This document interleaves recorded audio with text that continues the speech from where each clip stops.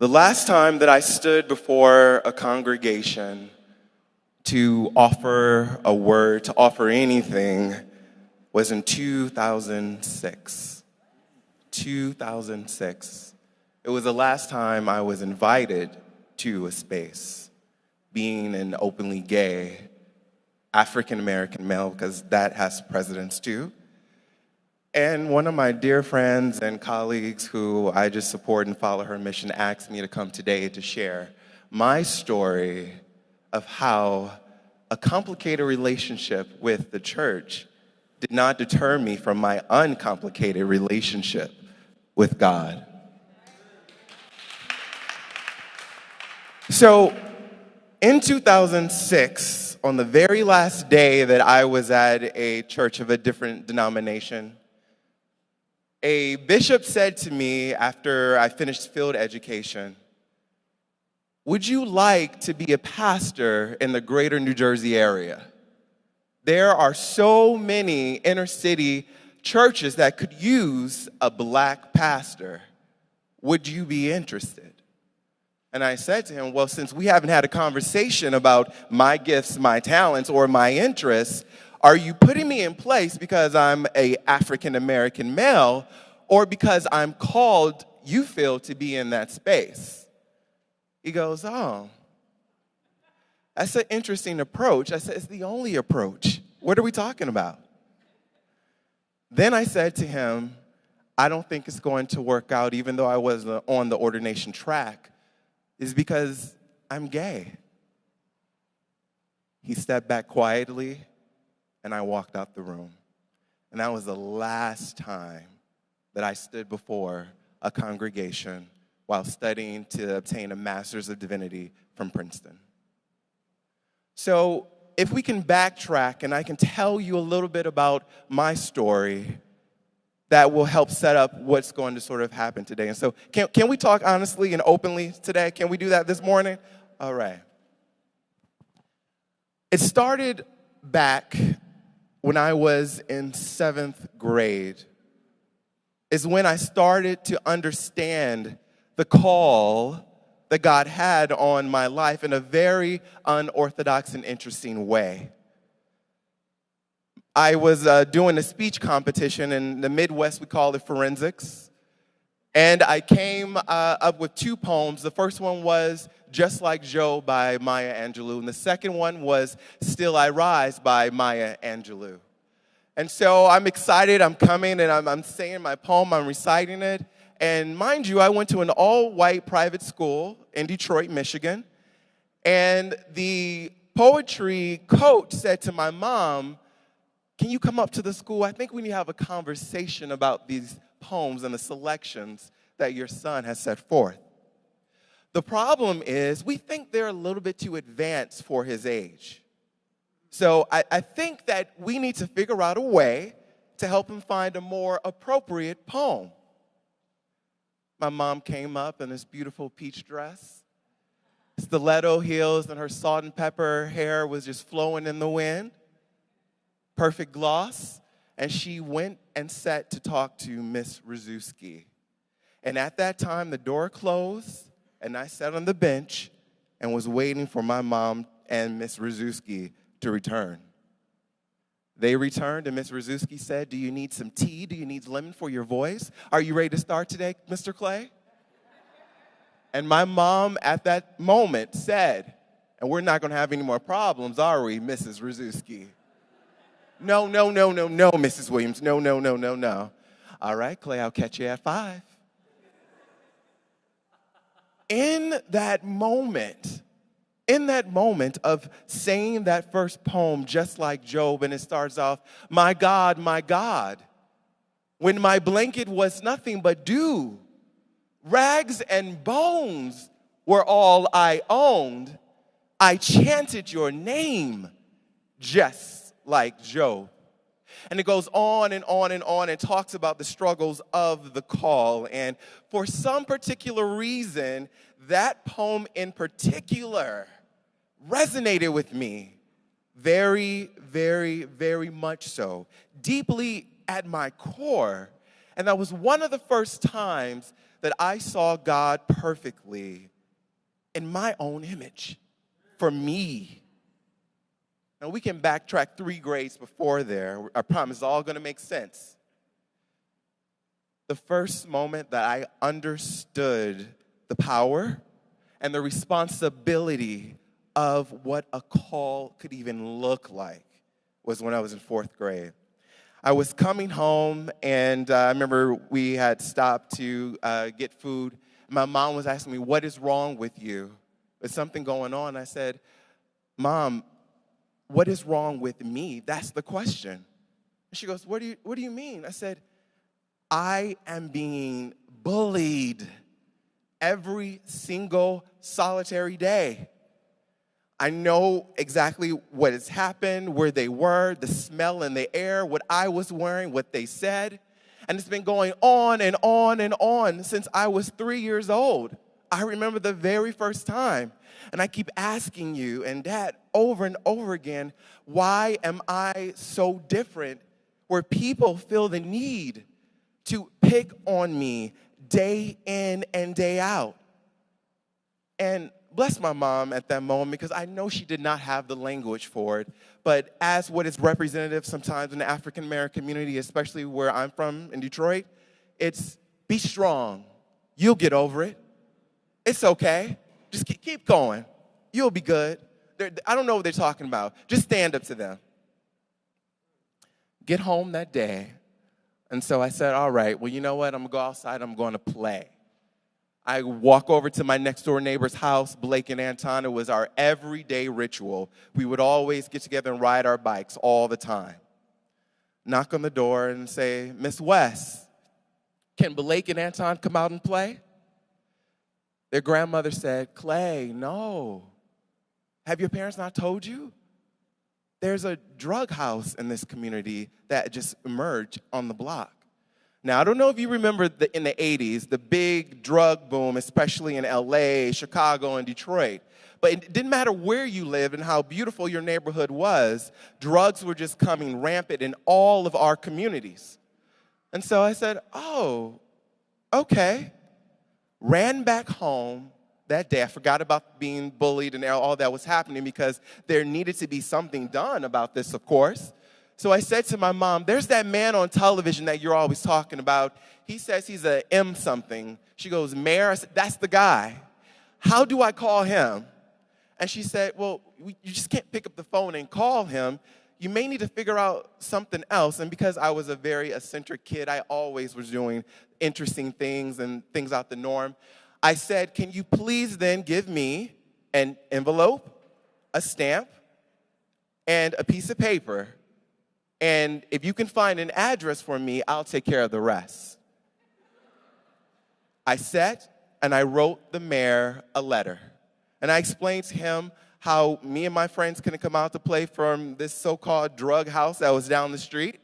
Finished my letter, enclosed my photo, little tartan blazer and bow tie on. And asked him, "Can you help us out?" I realized in that moment, though, I didn't have the address to the house I was writing about. So I grabbed my little notebook. It was in the wintertime. I put my coat on, and I ran outside, and the drug lord, which I later would find out, whose name was Butch, was on his front porch smoking a cigarette.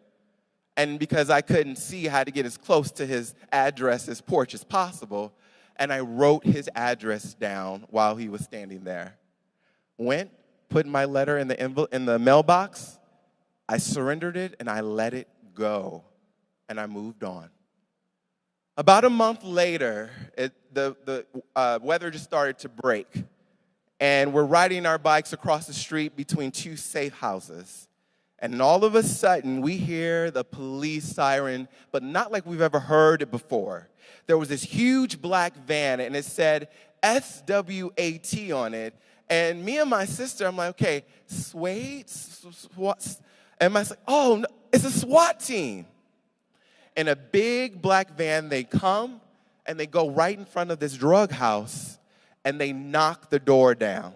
And it's chaos all over. Everyone's grabbing kids. All the parents are out in the street, and they're trying to figure out what's going on. And then here it is, they're now escorting all of the drug lords and the people that they're selling drugs to out in this huge van.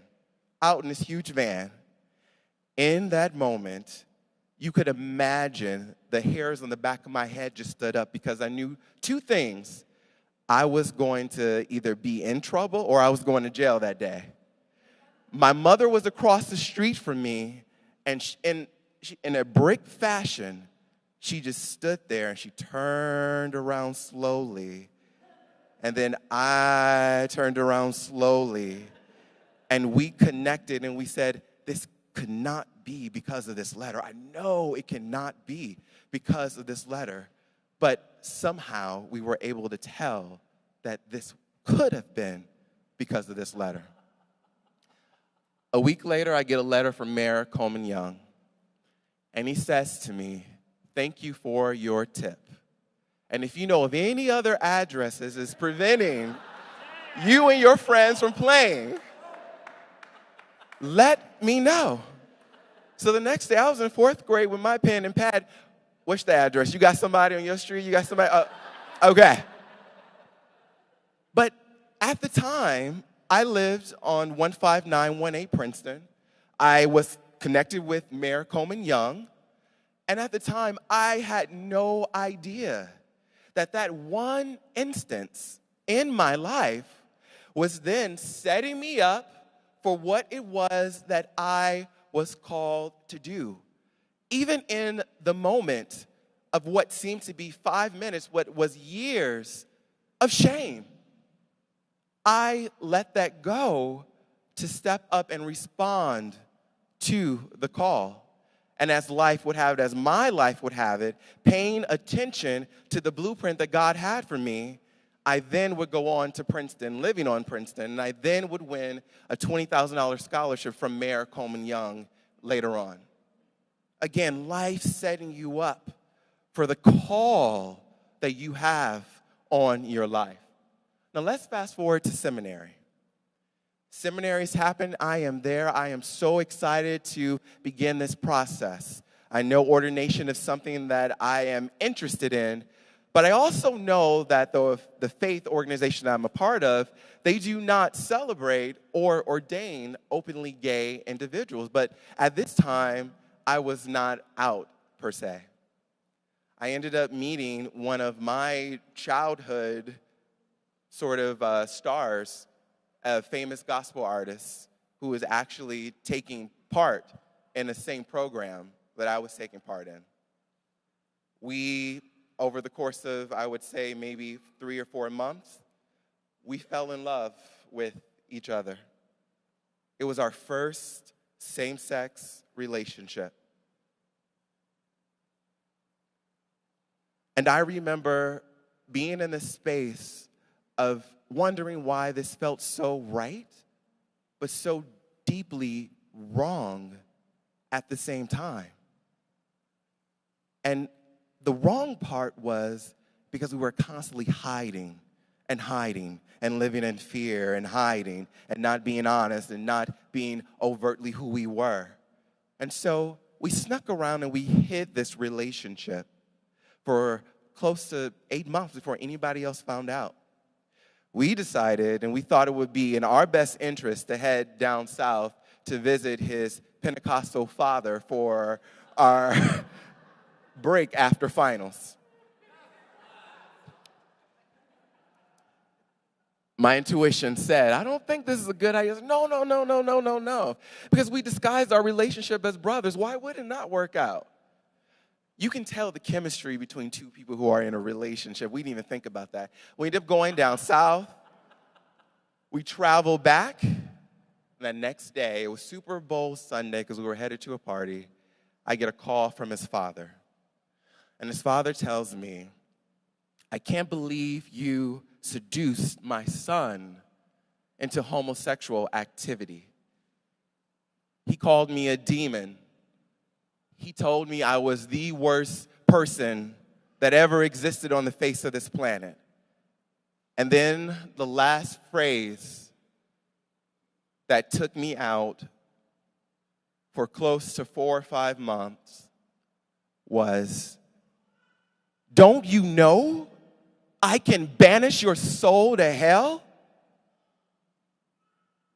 I was barely 21 at the time.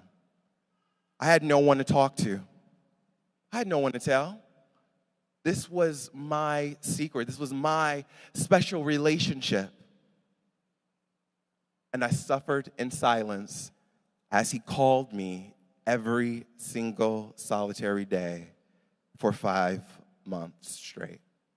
And at this point, I'm across the street. I was working full-time at Polo Ralph Lauren. And I was about to lose my job because I was just calling out right and left. I lost 25 pounds. My hair started falling out in the front. I failed the class, and I was on academic probation. And so here was, I've come to ascertain this calling at this incredible institution, and I was now about to fail out because of what someone else was doing. Now, at this time, there was a campus pastor who was going around converting, or so he thought, every bisexual or gay, or they may appear to be, that is his language, back to the fold of what Christianity was.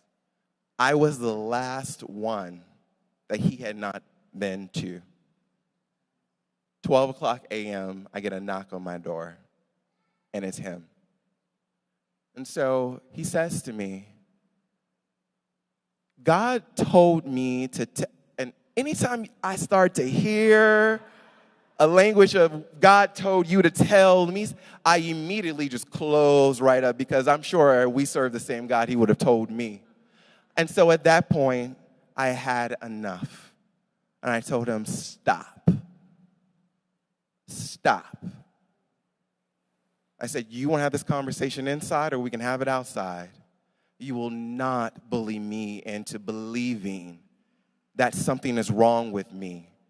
And furthermore, it's after midnight. What are you doing in my room?"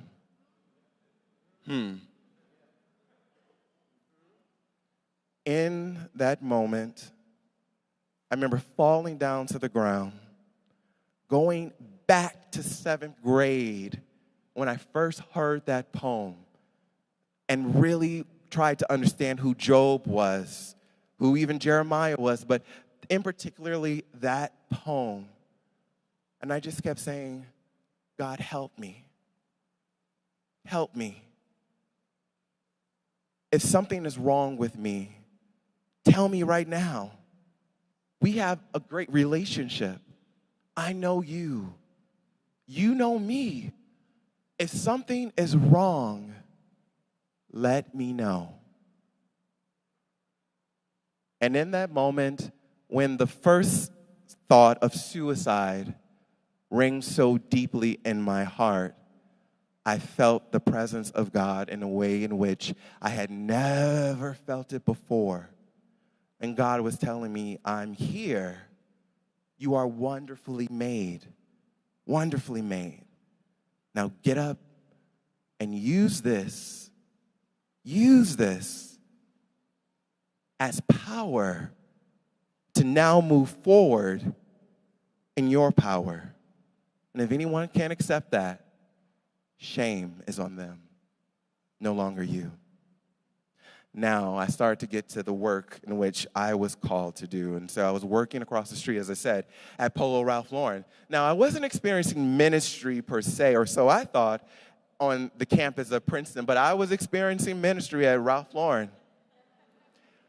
People were coming in. They did not know my background. They did not know that I was obtaining an MDiv across the street. I kept everything separate. And before I knew it, people would start coming, talking to me about their problems, their issues. We were having drinks. I was going to their kids' bar mitzvahs. And we were just having an amazing, amazing time.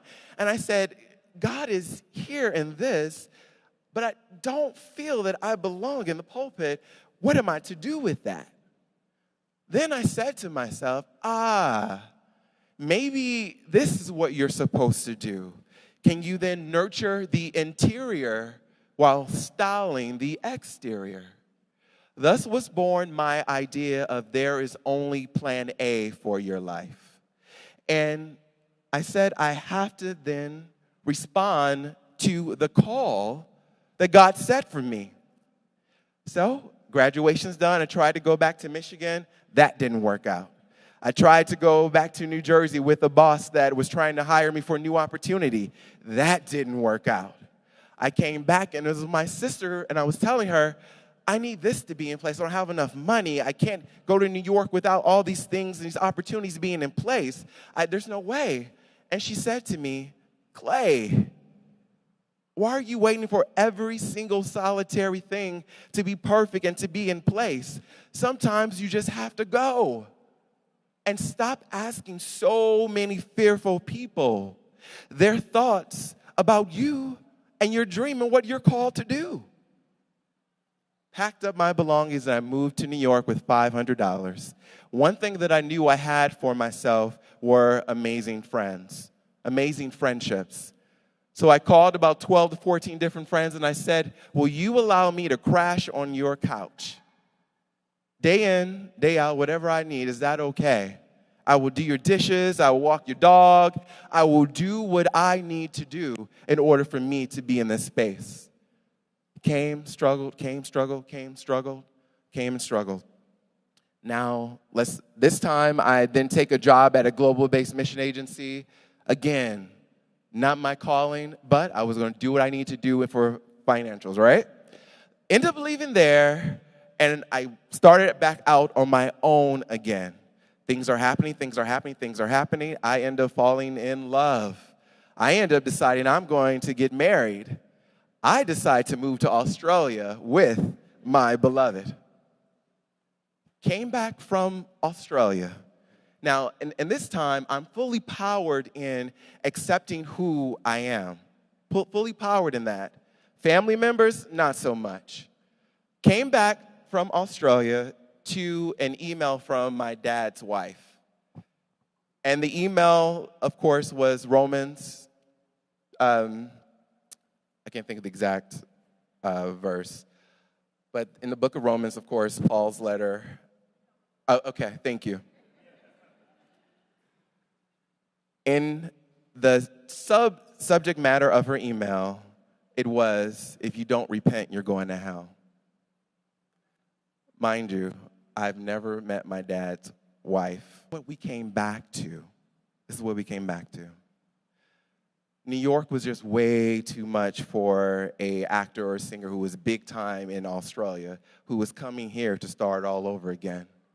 He said, Klay, I can't do this. It's a little bit too much.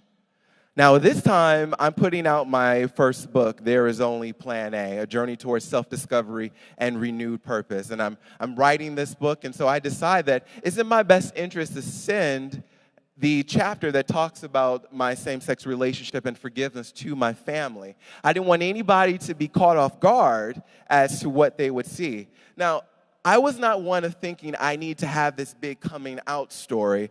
I figured I was just living my life. But my friends thought it would be imperative to share this with my family before the book was published. Get a call from my mother. And she says to me, Klay, I don't understand what you are doing.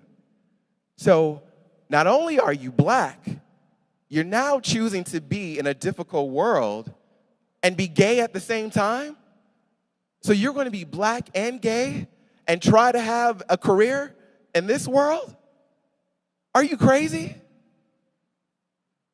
And then she goes on and on and on, and I understood where it was coming from, but I understood that she didn't understand who I was in that moment. And then she said to me, in that chapter where you talk about the same-sex relationship and you go on about the father of the person you're in a relationship with, can you omit that from your book, from your story? Because if you put that out, I guarantee you it's going to ruin your career. And then she went on and she said, I was saving this for maybe in the life whenever I won an Emmy, but I have to tell you guys this today.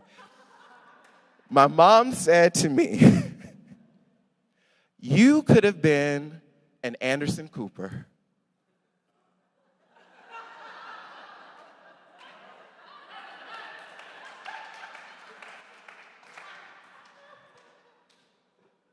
She did not know Anderson Cooper was gay.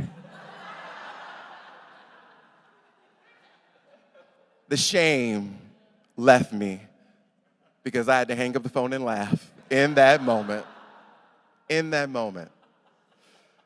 They go, my old partner at the time, he moved back to Australia. All the plans that I had just fell by the wayside. Now, I'm in this moment still of coaching people, of showing up in my light. And not only do I need to find another place to stay in this journey that I'm having, but I now need to figure out financials because everything that was planned was not going towards the plan that I had. I was trying to find gigs right and left, trying to find opportunities right and left. I knew a network I could call and start calling. Things started to line up. And I needed money in that instance. And where did I find myself? I found myself knocking on the doors of the government assistance agency. Walk in. And I'm telling the lady, well, here's what I'm here for. This is the help that I need. And she said, baby, is this your first time being here? I said, yes. I said, how did you know? She goes, no one comes in and asks for the government assistance agency. You need emergency cash. I said, yes, I need that. I ended up sitting with this caseworker, and she starts to ask me my life story, and she's asking me different things, and she goes, you see that man over there? He's an investment banker. Life went wrong for him. You see that man over there? He's straight out of jail today. Life didn't go well for him in that moment. You see that lady over there? Don't tell anybody, but she's actually a psychologist. Life happened, but you happen to be here. And she said, do you know God in your life? I said, I do. She goes, now let me ask you about your education because I need to figure out what we can do to help you. Do you have a GED? I said, I have one of those.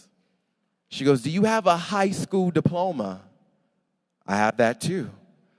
She said, do you have a bachelor's degree? I do. Okay, I'm going to ask you the next question. The teleprompter is asking me this. I don't want to make you.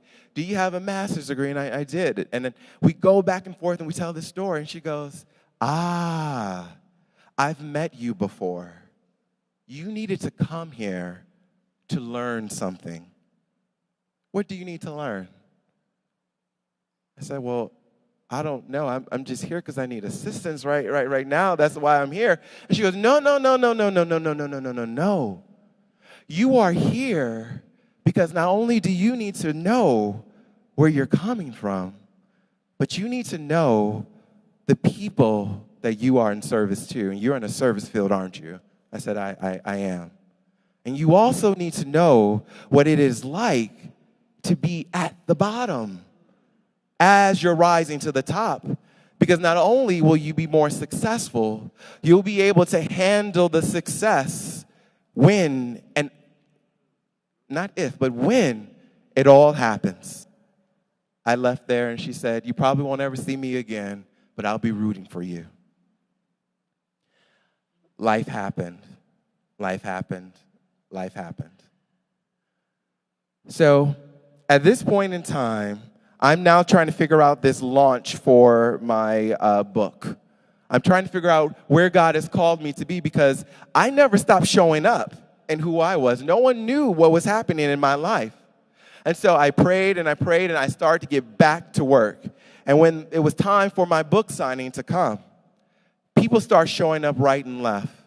I didn't have the financials, but I had the connections through God. Everything that I needed from book sponsorships, everything I needed from the venue, everything I needed from food sponsorships, it all showed up in its perfect timing to where I was supposed to be. And so, all of this to say, God has called each of us to a place and to a time that is your time. That is your birthright. It wasn't until I was able to let go of the shame and the guilt I had in my life for being a gay male. It wasn't until I was able to forgive for all of the places and pain that I received. It wasn't until that were to happen, it wasn't until that happened that my life and everything that I hold dear and cherish today was able to take off. One more story and I'll close. I had to learn how to forgive every single solitary person that bullied me, that caused me to think about the suicide that I was ready to commit, the pastor who was banishing my so-called soul into hell.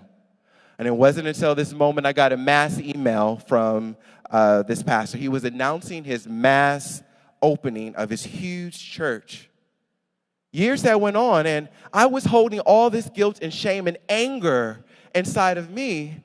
And I said, my life is not taking off. I'm not doing anything. But I realized that it was because I did not forgive him. He had moved on. He wasn't thinking anything about me. But I was not able to move forward in my life because I was living in the past.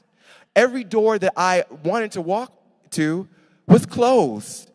Every opportunity that I wanted to engage in could not happen until I decided to forgive. And so in closing, I just want to share something that has been a pinnacle to my success in life, a pinnacle to me accepting all that I am, and I hope it could also be a blessing to you. I said one day to myself when looking in the mirror, I am, I have always been, and forever will be enough. Klay, you are, have always been, and forever will be enough. And if anyone here today is trying to figure out whatever moments in your life where you just do not feel adequately enough, where you just don't feel that you are a part of a whole because of your difference, know that you are enough in this moment. And I'll leave the mirror at the altar for anyone who would like to exercise that. Thank you for allowing me to share my story with you, and I hope that inspires you to fully live your plan A wherever life takes you. Amen.